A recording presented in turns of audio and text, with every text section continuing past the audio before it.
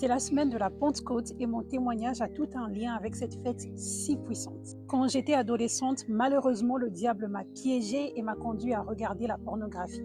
Je connaissais Dieu étant né dans un environnement chrétien, mais étant donné que j'étais ado, 12, 13 ans, et que honnêtement, personnellement, je ne cherchais pas non plus Dieu, je ne savais pas que c'était mal devant Dieu.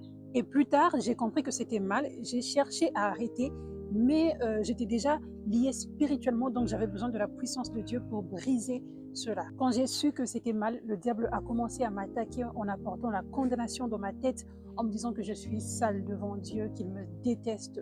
Mais au fond de moi, je savais que Jésus n'était pas comme ça.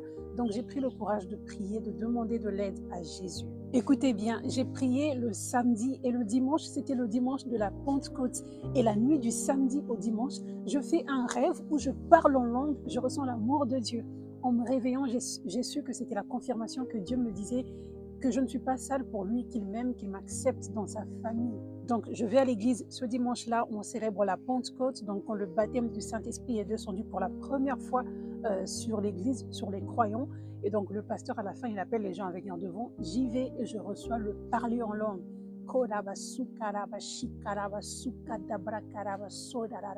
C'est un don spirituel si puissant. La Bible dit que quand le baptême de Saint-Esprit est descendu sur les croyants, c'était comme un feu sur chacun d'eux.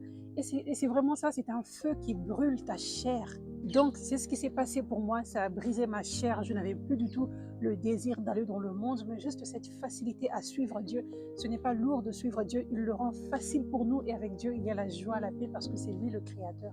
Donc, je n'avais plus ce désir pour le monde, mais je ne savais pas en soi si j'étais libre de la pornographie et de la masturbation. Il y avait cette peur au fond de moi, comme si ça allait revenir.